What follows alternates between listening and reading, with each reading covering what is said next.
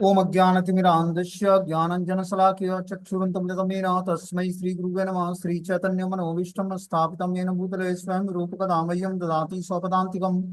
वन्देऽहं श्रीगुरुं श्रीयुतपदकमलं श्रीगुरून् वैष्णवाचं श्रीरूपं साग्रजातं सगण रघुनाथान्वितं तं सजीवं साद्वैतं सावधूतं परिजनसहितं कृष्णचैतन्यदेवं श्रीराधाकृष्णपादान् सगणगीता श्रीविशाखान्विताश्च नित्यानंदम नमस्तुभ्यं प्रेमानंद प्रदायते कलौकलमस्य नाशाय जानवे नमः। नमो महावदन्याय कृष्ण प्रेम प्रदायते कृष्णाय कृष्ण चैतन्य नामने गुरुभ्यः नमः। अनर्पित चरिचिरात करुणावतीर्णो कलौ समर्पित तुज्जल सौ भक्ति श्रियम हरिपुर सुंदर गुतगतम संदीपितम सदा हृदय कंदरे स्मृत्वा सचिनंदनम संसार दुःख जल दो पतितस्य कामा क्रोधादीन क्रम करे कवलीकृतस्य दुर्वासना निगडितस्य निराश्रयस्य चैतन्य चंद्रमं देहि परावलंबम् चैतन्य चंद्रमं हृदि कुमुदम्बिकास्यं हृदयं विलीने चिंतन भृंगरंगे किंचापराधितं हृदय विद्युदूयं पादामृतं सदय पाय दुर्गतं मम आजानुलंबित भुजो कनकावदातो संकीर्तने कपित्रो कमलायताक्षो विश्वम्बरो देवरो युगधर्म पालो वंदे जगत्प्रियकरो करुणावतारो नमस्ते काल सत्याय जगन्नाथाय सुताय च सवृत्ताय सपुत्राय सकलत्राय ते नमः। अतीर्णो साकरुण्यो परिचिन्नो सदीश्वर श्रीकृष्ण चैतन्य नित्यानंदो द्वय भ्रातरं भजे स जयति विशुद्ध विक्रमं कनकाभ्यं कमलायते क्षणम् वर्जाननं विलंबितं खड्गुजबहुधा भक्तिरसाभिनर्तकम्। जयति जयति देव श्रीकृष्ण चैतन्य चंद्रो जयति जयति कीर्तितस्य नित्यापवित्रम्। जयति जयतु वृतस्य तस्य विश्वस्य मूर्ति जयति जयतु नित्यत्वस्वरूपपियाणं पंचतत्वात्मकं कृष्णं भक्तरूपस्वरूपं भक्तावतारं भक्ताख्यं वामभक्तशक्तिकं श्रीकृष्ण चैतन्य प्रभु नित्यानंद श्री अद्वैत गदाधर श्रीवासादि श्री गौर भक्तवृंद। हरे कृष्णा कृष्ण कृष्णा हरे हरे हरे राम राम राम हरे हरे। तो इसमें आज हम लोग को श्रीमद् चैतन्य भागवत का आदि खंड षोडश अध्याय मतलब 16वां अध्याय पढ़ना है। श्लोक संख्या है 80 नंबर। श्री प्रभु नाम गुण सकल जगते बोले न सकले मात्र निज शास्त्र मते। उस प्रभु के नाम और गुणों का वर्णन संसार के सब लोग अपने अपने शास्त्रों के अनुसार करते हैं। बोलते हैं उन्हीं भगवान के नाम रूप गुण परिकर वैशिष्ट तथा लीला की व्याख्या पृथ्वी के भिन्न भिन्न प्रचारक गण अपने अपने आदर्श शास्त्रों के अनुसार भिन्न भिन्न भावों से करते हैं। ईश्वर एक ही है, लेकिन जीवात्मा उसका वर्णन अपने अपने भाव के अनुसार और अपने अपने शास्त्रों के अनुसार करता है। मुसलमान उसको अल्लाह बोलते हैं और हिंदू लोग उनको ईश्वर बोलते हैं या भगवान बोलते हैं। तो अपने अपने शास्त्रों के अनुसार व्यक्ति ईश्वर भगवत तत्व तो एक ही है, लेकिन उसको अपने अपने मत और अपने अपने शास्त्रों के अनुसार उसको अलग अलग नाम लोगों ने दे रखा है।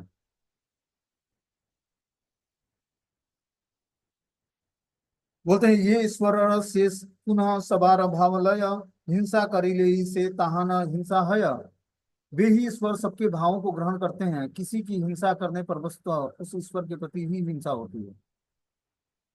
क्या बोलते हैं यहाँ पर कि वे ही ईश्वर सबके भावों को ग्रहण करते हैं। एक ही ईश्वर है, वो भाव से जो कुछ जिस भाव से उनको स्वीकार करता है व्यक्ति भगवान को, उसी भाव को वो ग्रहण करते हैं।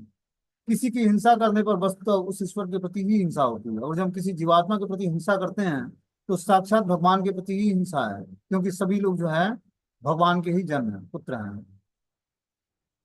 बोलते हैं भाव ग्राही जनार्दन सभी के विभिन्न भावों का तात्पर्य ग्रहण करके सेवित होते हैं। यदि एक व्यक्ति दूसरे व्यक्ति के भाव की निंदा करके हिंसा करता है तो उस प्रकार की हिंसा द्वारा वह परमेश्वर की हिंसित होता है। अतः प्राणियों की हिंसा करना जीवों का कदापि कर्तव्य नहीं है।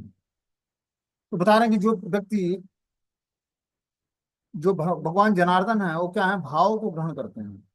किस भाव से व्यक्ति उनका भजन करता है या सेवा करता है, उस भाव को स्वीकार करते हैं। यदि एक व्यक्ति दूसरे व्यक्ति की भाव की निंदा करके हिंसा करता है तो इस प्रकार की हिंसा द्वारा वो परमेश्वर को ही हिंसित होते हैं। अतः प्राणियों की हिंसा करना जीवों का कदापि कर्तव्य नहीं है। हम लोग का कोई भी कर्तव्य नहीं है कि हम किसी जीव के प्रति हिंसा करें, हिंसात्मक भाव न रखें।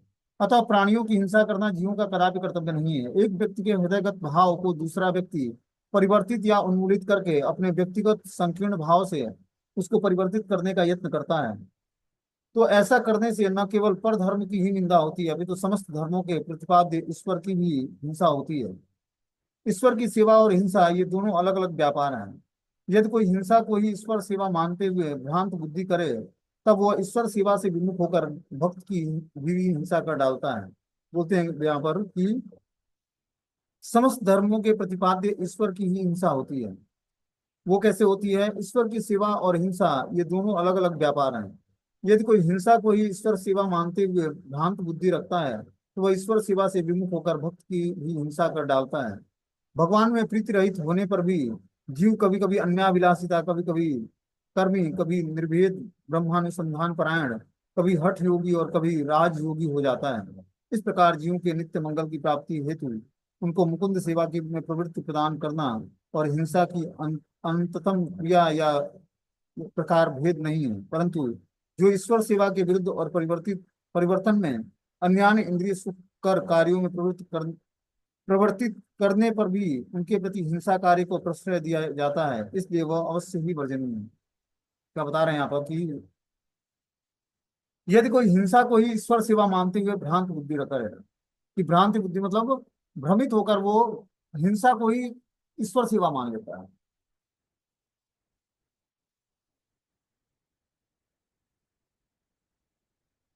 तब वो ईश्वर सेवा के विमुख होकर भक्त के प्रति भी हिंसा कर डालता है। ठीक है ना? जैसे मान लो कि कोई मंदिर में सेवा मिली उसको, अब वो अपने पोस्ट के मिलने के कारण उसने क्या किया, लोगों को क्रिटिसाइज करना शुरू कर दिया या फिर जो है अनवांटेड दबाव बनाना शुरू कर दिया। ये क्या है? हिंसा है, जीव हिंसा, सेवा अपराध है। तो ऐसे सेवा से भगवान प्रसन्न नहीं होते हैं। उसने क्या किया? हिंसा करना शुरू किया भगवान के नाम पर। तो उसको पोस्ट या कुछ पावर मिल गया मंदिर की तरफ से, तो उसने क्या किया? उसका गलत उपयोग किया भक्तों की सेवा में या भगवान की सेवा में। तो इससे भगवान प्रसन्न नहीं। ये क्या है? जीव हिंसा है और ये अपराध है। बता रहे हैं कि भगवान में प्रीति रहित होने पर भी जीव कभी तो अन्याभिलाषिता, कभी कर्मी, कभी निर्भेद ब्रह्मानुसंधान परायण, कभी हठ योगी और कभी राजयोगी हो जाता है। इस प्रकार जीवों के नित्य मंगल की प्राप्ति हेतु उनको मुकुंद सेवा में प्रवृत्ति प्रदान करता है। कोई हिंसा अंततम क्रिया या इस प्रकार का भेद नहीं है, परंतु उसको ईश्वर सेवा के विरुद्ध और परिवर्तन में अन्याय इंद्रिय सुख कार्यों में प्रवृत्त करने पर भी उनके प्रति हिंसा कार्य को प्रश्रय दिया जाता है, इसलिए वह अवश्य ही वर्जनीय है। बोलते हैं कि जो हिंसा कार्य को प्रश्रय देने वाली चीजें हैं वैसे कार्य बहुत ही वर्जनीय हैं। जिस कार्यों से हिंसा का प्रश्रय मिले, मतलब हिंसा बढ़े, वैसे कार्य हमें नहीं करने भक्ति में आने के बाद। वो क्या है? अपराध है। ये ते कि हमारे से ईश्वर यह लहो याई याच्छे न चित्ते करी अमिते न। इसलिए ईश्वर मेरे चित्त में जैसी प्रेरणा करते हैं मैं वैसा ही कर रहा हूँ। बोले कि इसलिए ईश्वर ने मेरे चित्त में जिस प्रकार से स्फूर्ति दी है मैं उसी प्रकार चित्त विशिष्ट होकर भगवत सेवा कार्य में नियुक्त हूँ। भगवान जिस पर जिस रूप में अनुग्रह करते हैं वह तद्रूप भाव से ही भगवान की सेवा कार्य में अग्रसर होता है। तो देखो, भाव का पोषण करना या भाव का उत्पन्न होना, ये हमारे हृदय में बैठे परमात्मा के द्वारा उत्पन्न किया जाता है। वही हर हृदय में चित्त में बैठे होते हैं और जिस प्रकार की स्फुरना जागृत होती है हमारे चित्त में, उसी तरह हम भगवत सेवा में अपने को नियुक्त कर पाते हैं और इसी तरह का भाव हमारे अंदर आता है। भावों का डेवलपमेंट कोई काल्पनिक रूप से नहीं कर सकता है कि हम एक ही बार जो है माधुरी भाव का अनुकूल वो करने लगे, माधुरी भाव में भगवान की सेवा करने लगे। ऐसा नहीं है। हृदय में बैठे परमात्मा जानते हैं कि आप किस भाव में, अभी आपके अंदर कौन सा भाव है और कौन सा भाव आप डेवलप करना चाहते हो। ठीक है ना? उसी हिसाब से आपको सेवा प्रदान करते हैं। जैसे आपके हृदय की स्थिति है उस हिसाब से आपको सेवा मिल जाएगी हृदय को शुद्ध करने के लिए। क्योंकि परमात्मा का कार्य ये क्या करते हैं? हमारे जन्म जन्मांतर के पाप कर्मों को जानते हैं वो। और कैसे व्यक्ति शुद्ध होगा? जब वो भक्ति करता है तो परमात्मा उसको क्या करते हैं? सहायता करते हैं उसको, क्योंकि स्वयं भगवान ही परमात्मा रूप में हर हृदय में बैठे होते हैं और उनके द्वारा फिर हमें मार्ग निर्देशन प्राप्त होगा। उस मार्ग निर्देशन का जब व्यक्ति पालन करता है तो धीरे धीरे स्पिरिचुअल लाइफ में उसका एडवांसमेंट होता है, क्योंकि परमात्मा उसको वास्तविक इंडिकेशन देकर और क्या करते हैं? जीवात्मा को एक लाइफ चला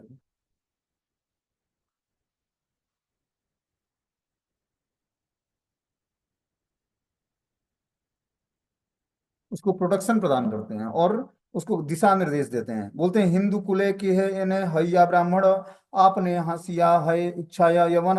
हिंदू कुल में उत्पन्न कोई ब्राह्मण यदि अपनी इच्छा से यवन हो जाए तो मैं जिस प्रकार से यवन कुल में उत्पन्न होकर भगवान की इच्छा से ही ब्राह्मणोचित धर्म विष्णु सेवा में रत हुआ हूँ, उसी प्रकार कोई ब्राह्मण कुल में उत्पन्न व्यक्ति भी भगवान की इच्छा से सामाजिकता ब्राह्मणता का परित्याग करके अपने मनोधर्म की रुचि के विकास अनुसार वेद विरुद्ध समाज के शास्त्रों की आज्ञा का पालन कर सकता है। क्या बोलते हैं, हरिदास ठाकुर यहाँ पर बोल रहे हैं कि जिस प्रकार मैं यवन कुल में उत्पन्न होकर भगवान की इच्छा से ही ब्राह्मणोचित धर्म विष्णु सेवा में रत हूँ, ठीक है ना, कि मैं ब्राह्मण कुल में उत्पन्न नहीं हुआ लेकिन मैं इस समय विष्णु सेवा में रत हूँ, उसी प्रकार कोई ब्राह्मण कुल में उत्पन्न व्यक्ति भी भगवान की इच्छा से सामाजिक ब्राह्मणता का परित्याग करके अपने अपने मनोधर्म की रुचि के अनुसार विकासानुसार वेद विरुद्ध समाज में समाज के शास्त्रों की आज्ञा का पालन कर सकता है। कि कोई ऐसा भी है जो ब्राह्मणोचित ब्राह्मण कुल में उत्पन्न है लेकिन सामाजिक ब्राह्मणता का परित्याग करके और मनोधर्म की रुचि के अनुसार वेद विरुद्ध जाकर शास्त्रों की आज्ञा का पालन कर सकता है। ये हर जीवात्मा के पास स्वतंत्रता है। जैसे हरिदास ठाकुर बोल रहे हैं कि मैं यमन कुल में मुसलमान कुल में उत्पन्न हुआ लेकिन भगवान की इच्छा से मुझे ब्राह्मणोचित सेवा विष्णु सेवा में मैं रत रह पाया। किसकी कृपा से? महाप्रभु चैतन्य देव की कृपा से। बोलते हिंदुआ की करे तारे यार ए कर्म आपने ए माइल तारे मारिया की धर्म। तो हिंदू उसका क्या कर सकता है, जैसा वह कर्म करता है वैसा फल भोगता है, स्वयं मरे हुए को मारने का क्या प्रयोजन। बोलते हैं जो हिंदू उसका क्या कर सकता है, जो व्यक्ति हिंदू परिवार में जन्म लेकर और जो है शास्त्रों के वेदों की अवहेलना करके शास्त्रों की बातों को मानता है, तो ऐसे व्यक्ति को हिंदू भी क्या कर सकता है, जैसा वो कर्म करता है वैसे उसको फल भोगना पड़ता है, स्वयं मरे हुए को मारने का क्या प्रयोजन। जैसा व्यक्ति जो कर्म करता है उसका परिणाम उसको खुद भोगना पड़ता है, दूसरा कोई नहीं भोगता है। बोलते हैं जीव अपनी रुचि द्वारा प्रेरित होकर जैसा जैसा करता है उसके अनुसार ही उसको उचित दंड और पुरस्कार प्राप्त होता है। अतः उसके लिए स्वतंत्र भाव से दंड विधान का कोई प्रयोजन नहीं है। स्वकर्म फल भुकम पुमान। तो कोई भी जो व्यक्ति कर्म करता है उसी के अनुसार उसको परिणाम मिलता है और उसी परिणाम को वो भोगता है। जो अच्छे कर्म करता है उसको अच्छे परिणाम मिलते हैं, जो गलत कर्म करता है उसको गलत परिणाम मिलता है। तो कर्म के अनुसार उसको जो है अलग अलग गति प्राप्त होती है। बोलते महाशय तुम्ही एवे करह विचार यदि दोष थाके शास्त्री करह अमार। हे महाशय आप अब आप ही विचार कीजिए कि यदि मेरा कुछ दोष हो तो मुझे दंड दीजिए। हरिदास ठाकुर सुसत्य वचन सुनिया संतोष हिला सकल यवन। हरिदास ठाकुर के सुसत्य वचनों को सुनकर सब यवन संतुष्ट हो गए। जितने भी मुसलमान थे हरिदास ठाकुर की बातों को सुनकर संतुष्ट हो गए कि हर व्यक्ति अपनी स्वेच्छा से और जो यवन कुल में उत्पन्न है और भगवान का नाम लेता है, कोई ब्राह्मण परिवार में जन्म लिया है और वेदों के बातों को नकार करके और शास्त्रों की बातों को मानता है, तो हर व्यक्ति के पास स्वतंत्रता है। और इस तरह से बता रहे हैं कि हरिदास ठाकुर की सुसत्य वचनों को सुनकर सभी यवन संतुष्ट हो गए। जब इस तरह से हरिदास ठाकुर ने बोला कि यदि मेरा कुछ दोष हो तो मुझे दंड दीजिए, हे महाशय अब आप ही विचार कीजिए कि यदि मेरा कुछ दोष है तो आप लोग हमें दंड दीजिए। बोले सबे ए पापी काजी मुलुक पथिर बलि ते लागिया शास्त्री करह इहारे। यही दुष्ट आरो दुष्ट करीबे अनेक यमन कुले ते अमहिमा अनिवेक। एते के इहार शास्त्री कर भालमते नहे वा आपन शास्त्र बलुक मुखेते। सबने बीच में केवल एकमात्र वही पापी काजी मुल्कपति से कहने लगा, इसको दंड दीजिए, यह दुष्ट और अनेक लोगों को बिगाड़ने वाला है, जिसने यवन कुल को कलंकित किया है, इसलिए इसको अच्छी प्रकार से दंड दीजिए, अन्यथा वह अपने मुख से कुरान का पाठ करेगा। क्या बोलते हैं यहाँ पर कि सबके बीच में केवल एकमात्र वही पापी काजी था जो मुल्कपति से कहने लगा, इसको दंड दीजिए, यह दुष्ट और अनेक लोगों को बिगाड़ने वाला है। क्यों बिगाड़ने वाला है? कि इसको देखकर बहुत सारे लोग जो है हिंदू बन जाएंगे और हिंदू भगवान का नाम लेंगे, और है यमन कुल में उत्पन्न मुसलमान कुल में, तो इसको अवश्य दंड देना चाहिए। यह दुष्ट और अनेक लोगों को बिगाड़ने वाला है जिसने यमन कुल को कलंकित किया है, इसलिए इसको अच्छी प्रकार से दंड दीजिए, अन्यथा वो अपने मुख से कुरान का पाठ करे। कि ऐसा दंड दीजिए कि अपने मुख से बस कुरान का ही पाठ करे, हिंदू ग्रंथों को न तो पढ़े और न ही हिंदू भगवान का नाम ले। बोलते हैं धर्मांध काजी ठाकुर हरिदास के विरुद्ध मुल्कपति को यह कहकर उत्तेजित कर रहा था कि हरिदास यवन कुल में ग्लानि लाकर हिंदुत्व का जो आदर्श पथ प्रदर्शित कर रहा है, उसी पद का अनुसरण करने से बहुत से यवन भी भविष्य में यवन धर्म में विभिन्न प्रकार के अन्याय कलंक और ग्लानि लाएंगे। अतएव ऐसी घटना पुनः न हो, इसलिए हरिदास को आदर्श कठोर दंड प्रदान करके सबको सावधान कर दे, अथवा हरिदास स्वयं ही अपने किए हुए कर्म के निमित्त अनुताप स्वीकार करे, और जब भी उसको दंड से मुक्त किया जा सकता है। तो इस तरह से काजी ने बोला कि इसको इतना प्रताड़ित कीजिए, इतना दंड दीजिए कि इसको देखकर लोग जो है, यवन कुल के लोग जो है, हिंदू भगवान की पूजा न करें, क्योंकि इसने मुसलमान परिवार में जन्म लेकर और जो है हिंदू भगवान की पूजा की है। तो इसके जैसा और कोई ना करे, इसके लिए इसको बहुत ही प्रताड़ित करिए आप। हरिदास स्वयं ही अपने किए हुए कर्म के निमित्त अनुताप स्वीकार करे, तभी इसको दंड से मुक्त किया जा सकता है। कि जो कर्म किया है इसने गलत, मुसलमान परिवार में जन्म लेकर और हिंदू भगवान की पूजा की है, उस कर्मों का प्रायश्चित करे, अनुताप स्वीकार करे, तब इसको दंड से मुक्त किया जाएगा, नहीं तो इसको दंड दिया जाएगा। पुनः पुनः बले मुल्क केरपति आरे भाई, आप नारा शास्त्र बल तभी चिंता नहीं।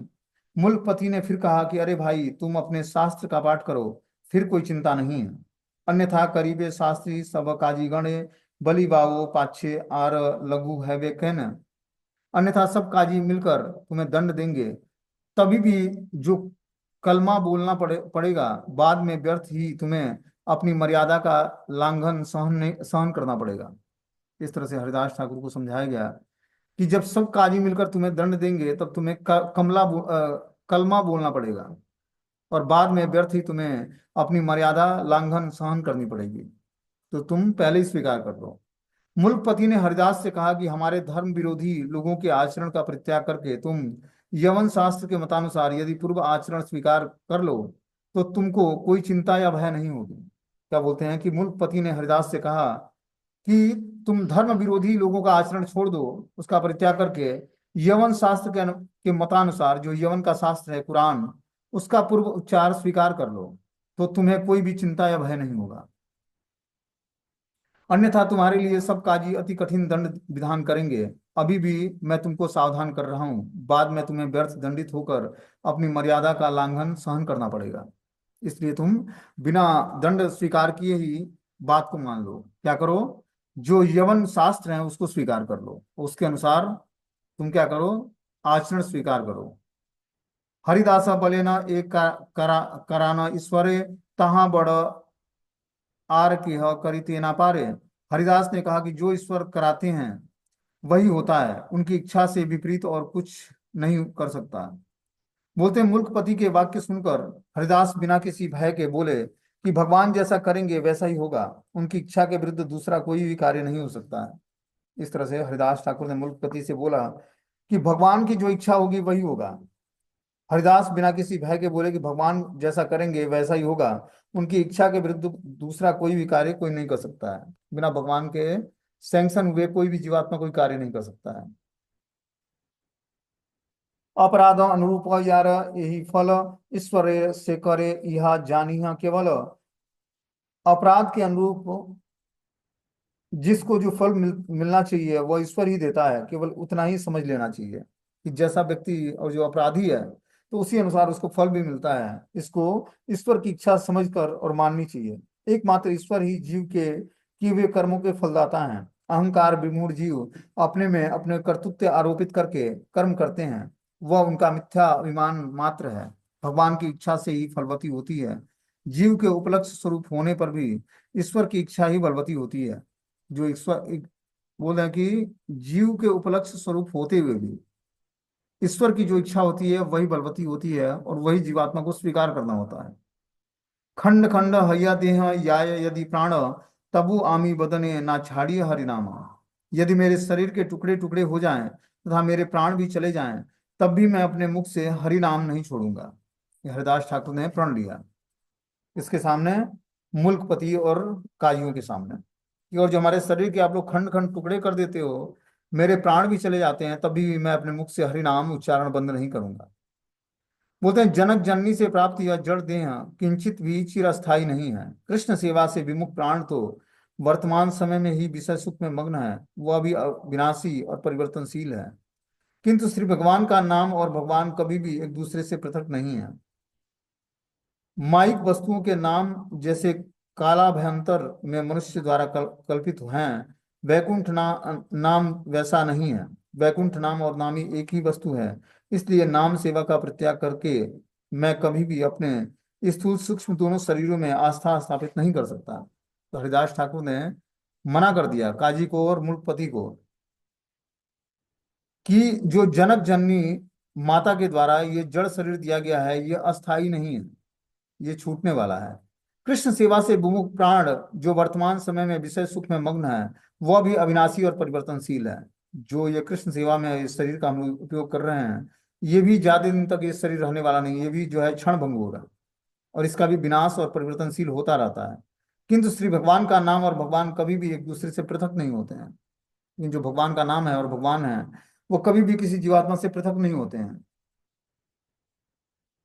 माइक वस्तुओं के नाम जैसे कालाभ्यंतर में मनुष्यों द्वारा कल्पित है, वैकुंठ नाम वैसा ही नहीं है जैसा वैकुंठ नाम और नामी में एक ही वस्तु है। इसलिए नाम सेवा का परित्याग करके मैं कभी भी अपने स्थूल और सूक्ष्म दोनों शरीरों में आस्था स्थापित नहीं कर सकता। जीवेर स्वरूप है कृष्णेर नित्यदास, अर्थात जीव मात्र ही वैष्णव है। वैष्णव का हरि नाम ग्रहण के अतिरिक्त दूसरा कोई कृत्य नहीं है। साधन और सिद्ध दोनों अवस्थाओं में नाम सेवा ही जीव की एकमात्र कृत्य है। उसका परित्याग करने से कभी भी मानव कल्पित सामाजिक आचरण ग्रहण नहीं करूंगा। इसलिए समाज या शासन संप्रदाय मुझको जितना ही कष्ट क्यों न दे उसमें मैं संघर्ष किए बिना संकोच के सहन करूंगा। नित्य हरि सेवन का परित्याग करके मैं कभी भी अनित्य विषय सुखों की ओर धावमान नहीं होऊंगा। स्रोत पंथा का अवलंबन करके मैंने जो वैकुंठ नाम प्राप्त किए हैं उस कृष्ण संकीर्तन के अतिरिक्त मेरा और कोई दूसरा कृत्य नहीं होगा। देह और मन ये दोनों शरीर हैं, मैं शरीरी हूँ। शरीर और शरीरी दोनों दोनों पृथक हैं क्योंकि मैं शरीरी नित्य वस्तु हूँ किंतु देह और मन अनित्य वस्तु हैं। इस शरीर में रहने वाला देही जो है आत्मा वो नित्य है और बता रहे हैं कि जो देह है वो अनित्य है। सुनिया तहाना वाक्य मुलुकेरपति जिज्ञासिल एबे करीबारा इहापति। उनके वचनों को सुनकर नवाब ने काजी से पूछा कि अब इसके प्रति क्या कहना है। काजी बोले 22 बाजारे या बेणी मारे प्राण लह आर कुछ विचार ना करी। काजी ने कहा कि 22 बाजारों में ले जाकर मारते मारते इसके प्राण ले लिया जाए और कुछ विचार करने की आवश्यकता नहीं है। तो काजी ने अपना स्टेटमेंट क्या सुनाया कि इसको 22 बाजारों में हरिदास को कोड़ों से मारा जाए और कुछ विचार न करते हुए इसको आवश्यकता अनुसार इसको छोड़ दिया जाए। पाखंडी काजी ने आखिरतः मुल्कपति के में प्रस्ताव किया कि अम्बुसा मुल्क के अंतर्गत 22 बाजारों में प्रत्येक स्थान पर ले जाकर प्रहार करना चाहिए। जब वो मर जाए तो यही उसके हिंदुत्व ग्रहण करके अर्थात हिंदुओं का आचरण स्वीकार करके हिंदुओं के देवताओं का नाम ग्रहण करके पाप का विहित दंड है। इस तरह से जब जीवात्मा बता रहे हैं कि जो है पाखंडी काजी ने आखिरतः मुल्कपति से प्रस्ताव किया कि अम्बुया मुलुक के अंतर्गत 22 बाजारों में प्रत्येक स्थान पर ले जाकर प्रहार करना चाहिए। जब वो मर जाए यही उसके हिंदुत्व ग्रहण करने का राज है। अर्थात हिंदुओं का आचार स्वीकार करके हिंदुओं के देवताओं का नाम ग्रहण करना पाप का विहीन दंड है। तो जो हिंदुओं के देवता हैं भगवान श्री कृष्ण उनका जो नाम है उसको हम ऐसी चीज ग्रहण करेंगे तो धीरे धीरे जो है हम अपने आचरण को शुद्ध कर पाएंगे। बोलते हैं 22 बाजारे मारी लिह यदि जीवे तबे जानी ज्ञानी सब सच्चा कया तबे। 22 बाजारों में मारने पर भी यदि कोई घोषित कर देता है तभी हम जाओ कि यह ज्ञानी है, जानेंगे कि यह ज्ञानी और सच्ची बातें कह रहा है। क्या बोलते हैं यहाँ पर कि 22 बाजारों में मारने पर भी यदि वह जीवित रहता है तभी हम जानेंगे कि यह ज्ञानी है और सच्ची बातें कह रहा है। तो उसको काजी ने और उसने आदेश दिया कि इनको 22 बाजारों में क्या करो घसीटो और मारो हरिदास ठाकुर को, क्योंकि ये मुसलमान परिवार में जन्म लेकर और हिंदू भगवान का नाम लेता है। 22 बाजारों में मारने पर भी यदि हरिदास जीवित रहता है तब उसको निष्कपट और सत्यवादी माना जाए। यदि वह मर जाए तब यही उनके लिए उपयुक्त दंड होगा। तो इस तरह से काजी ने आदेश दिया कि इसको 22 बाजारों में घसीटा जाए और मारा जाए, और ये इसने अपना शरीर त्याग देता है तो ये इसका उचित दंड है। पाई का सकेले डाकी तर्ज करी कहे, ए मत मारी बे, ए न प्राण नाही रहे। उस समय प्रहरियों को बुलाकर क्रोध में कहा, तुम लोग इसको इस प्रकार मारना जिससे इसके प्राण न बचें। बोलते हैं भृत्य प्रहरियों के प्रति यह आदेश हुआ कि हरिदास पर प्राण निर्गत न होने तक इसी प्रयोजन से अत्यधिक प्रहार करना, कि जब तक हरिदास अपना शरीर त्याग नहीं करता है तब तक इसको मारते रहना। यमन हईला एन हिंदू यानी करे, प्राणांत हईला शेष ए पापा हेते तरे। यमन होकर जो हिंदुओं के से कर्म करता है, प्राणांत होने पर अंत में वह इस पाप से मुक्त हो जाएगा। कि मुसलमान परिवार में जन्म होकर ये हिंदुओं का सा कर्म करता है, ये हिंदू भगवान का नाम लेता है, इसलिए जब इसका प्राणांत होगा तो इससे इसको पाप से मुक्ति मिल जाएगी। यमन राजा को ये नहीं पता था कि ईश्वर और अल्लाह में कोई अंतर नहीं है, और जो कृष्ण का नाम भजन करता है या अल्लाह का नाम जप करता है तो दोनों में अंतर नहीं है कुछ, लेकिन वो बोलता है कि मुसलमान परिवार में जन्म होकर और हिंदू भगवान का नाम लेता है, इसलिए इसको 22 बाजारों में घसीटो और मारो इसको। प्राण अंत होने पर ये पाप से मुक्त हो जाएगा। इस तरह से जब हम इसकी पिटाई करेंगे और घसीटेंगे और जब इसके प्राण निकल जाएंगे तो उससे क्या होगा, ये पापों से मुक्त हो जाएगा। जो सब यमन स्वधर्म का परित्याग करके काफिर हिंदुओं का धर्म और आचार ग्रहण करते हैं, मृत्यु या प्राण दंड ही उनके लिए विविध विहित दंड है। यमन द्वारा हिंदुत्व ग्रहण करने से बढ़कर और पाप नहीं है। मृत्यु दंड ही उस पाप का एकमात्र प्रायश्चित है। बोलते हैं कुछ यमन लोग हैं जो मुसलमान हैं, वो अपना स्वधर्म परित्याग करके और काफिर हिंदुओं का धर्म स्वीकार करते हैं और आचरण करते हैं। मृत्यु या प्राण दंड ही उनके लिए विहित दंड है। ऐसे लोगों के लिए यह वास्तविक दंड क्या है कि वो मृत्यु को उनको प्राण दंड दिया जाए। यमन द्वारा हिंदुत्व ग्रहण करने से बढ़कर और पाप नहीं है। मृत्यु दंड ही उस पाप का प्रायश्चित है। कि और जो कोई व्यक्ति यमन है और हिंदुत्व ग्रहण कर लेता है, हिंदू भगवान की पूजा करने लगता है या हिंदुत्व ग्रहण करके और हिंदुओं का आचरण करता है, तो उसका एकमात्र प्रायश्चित क्या है, उसको मृत्यु दंड देना। पापीर वचन से ही पापी आज्ञा दिला, दुष्ट गणे आसी हरिदासर धरीला। पापी काजी ने कहने से उस पापी मुल्कपति ने वैसा ही आज्ञा दे दिया, तब दुष्टों ने आकर हरिदास को पकड़ लिया। जो लोग वैष्णव से विद्वेष करते हैं उनके पाप परिपूर्णता को प्राप्त कर लेते हैं। पाखंडी काजी द्वारा हरिदास ठाकुर के प्रति दोहा चरण करने के कारण वह और भी मुल्कपति दोनों ही अत्यंत महापापी हैं। जिस सब प्रहरियों ने अधीनता के कारण पापियों का आदेश श्रवण और करके हरिदास ठाकुर को आकर पकड़ लिया, वे भी पापियों के संग दोष के कारण दुष्ट हो गए थे। तो अगर जो कोई व्यक्ति पापी है उसका कोई व्यक्ति सपोर्ट करता है तो उसको भी उतना ही पाप लगेगा जो पाप कर रहा है। यहाँ पर बता रहे हैं कि जो है, जो लोग वैष्णव से विद्वेष करते हैं, मतलब वैष्णव से द्वेष रखते हैं, उनके पाप परिपूर्णता को प्राप्त नहीं कर लेते हैं। पाखंडी काजी द्वारा हरिदास ठाकुर के प्रति जो दोहाचरण द्रोहाचरण करने के कारण वह और भी मूलपति दोनों ही अत्यंत महापापी थे। कि जो काजी था और जो मुल्कपति था, काजी मंत्र मंत्री होता है, मुल्कपति मतलब राजा होता है, ये मुसलमानों की भाषा है। जिस सब प्रहरियों ने अधीनता के कारण पापियों का आदेश श्रवण करके हरिदास ठाकुर को आकर पकड़ा, वे सभी पापियों के संग दोष के कारण दुष्ट हो गए। तो इस तरह से जो भी हरिदास ठाकुर को पकड़ने आया वो पापी जो है संग दोष के कारण, इस तरह से हरिदास ठाकुर के प्रति अपराध करने के कारण और संग दोष के कारण वो धीरे धीरे दुष्ट कर्मों में प्रवृत्त हो जाते हैं। बोलते हैं बाजारो बाजारे सब बेड़ी दुष्ट गणे, मारे से निर्जीव करी महाक्रोध मने। श्री हरिदास को चारों ओर से घेर कर वे सब दुष्ट प्रत्येक बाजार में घुमाने लगे और महाक्रोधित मन से निर्जीव की तरह मारने लगे। इस तरह से हरिदास ठाकुर को पकड़कर सारे जो हैं क्या करते हैं, जिस तरह निर्जीव वस्तु को मारा जाता है उसी तरह मारने लगे और महाक्रोधित हो गए। कृष्ण कृष्ण स्मरण करे हरिदास, नामा आनंदे देह दुख ना है प्रकाश।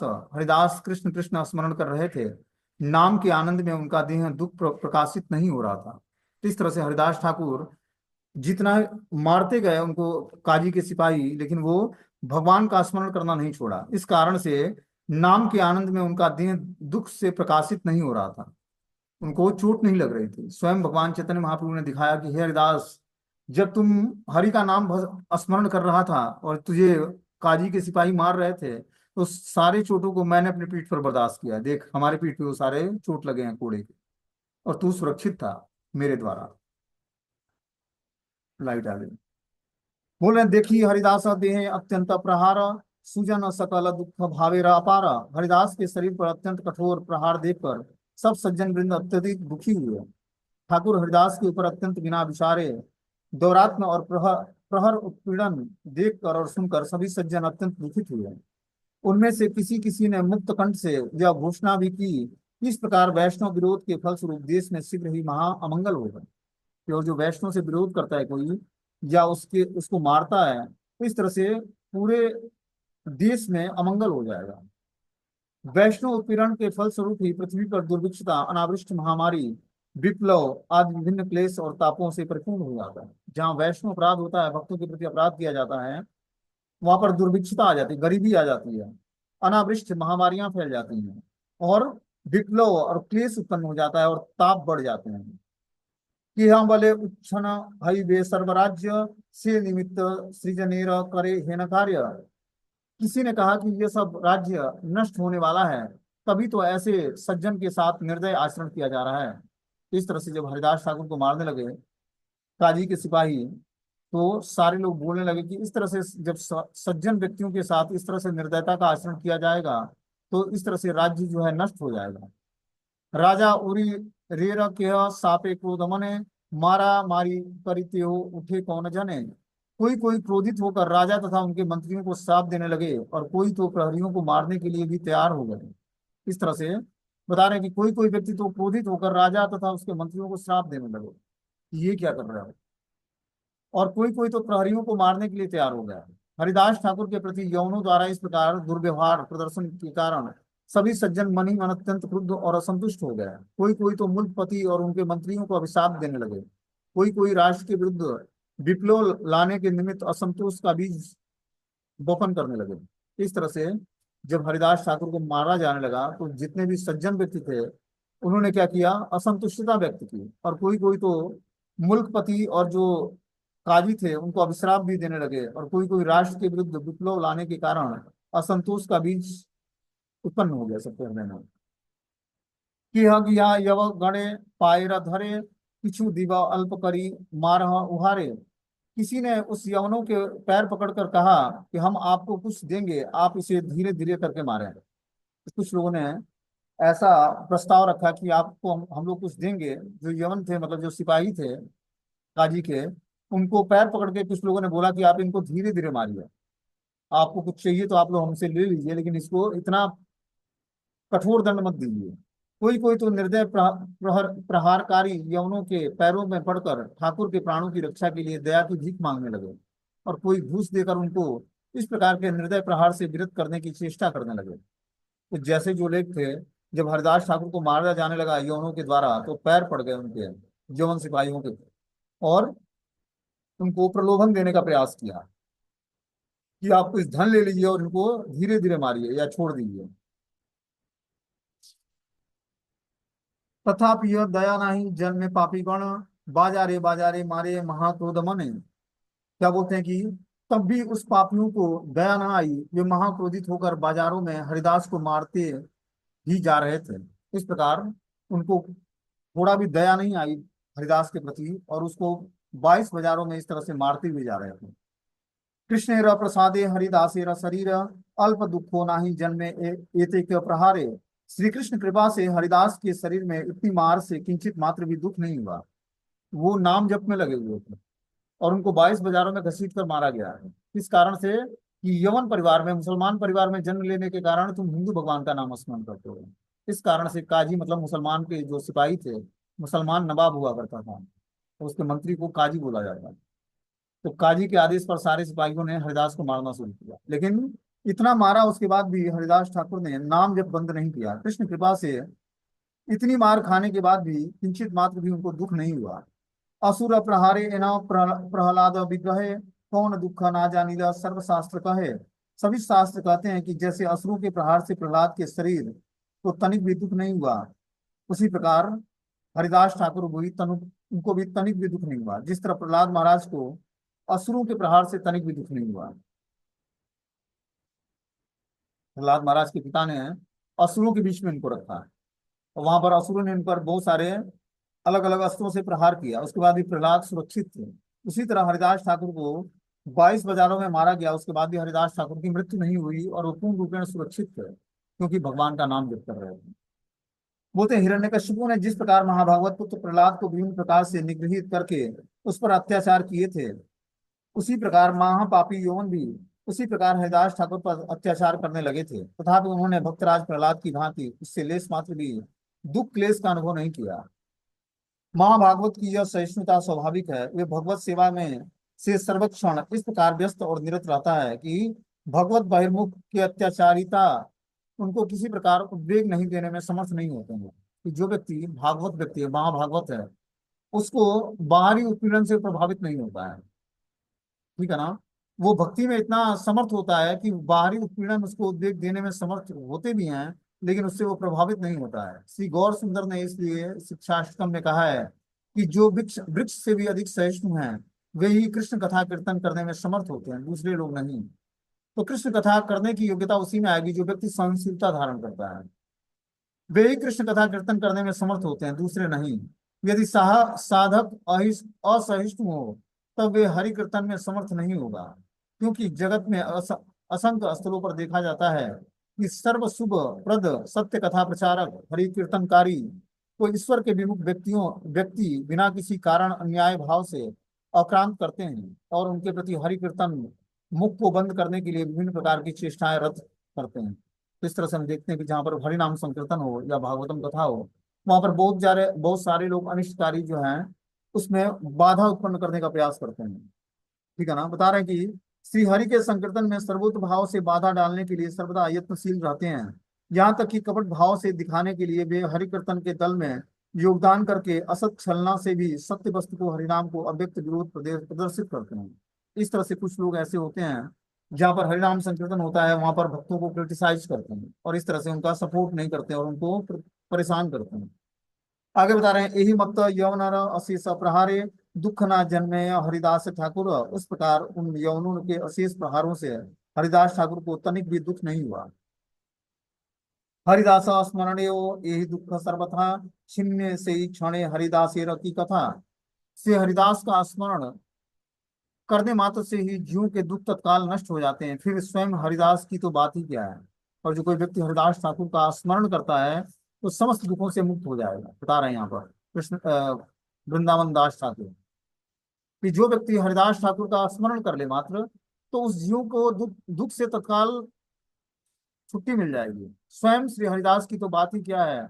उस समय भीषण से भी अति भीषण अत्याचारों से हरिदास को दुख होने की बात तो दूर, उनकी इस अतुलनीय सहिष्णुता का वृतांत जो स्मरण करेगा, उसके भी सब प्रकार के दुख सर्वोत भावेन विनष्ट हो जाएंगे। तो जो ये हम लोग कथा पढ़ रहे हैं और जब इसको ध्यान पूर्वक पढ़ेंगे या सुनेंगे, तो समस्त हमारे जीवन में जितने भी आध्यात्मिक बाधाएं हैं, सर्वोत भावन सब विनष्ट हो जाएंगे। जितने भी दुख आते हैं हमारे जीवन में, इतना ये पावरफुल कथा है हरिदास ठाकुर की।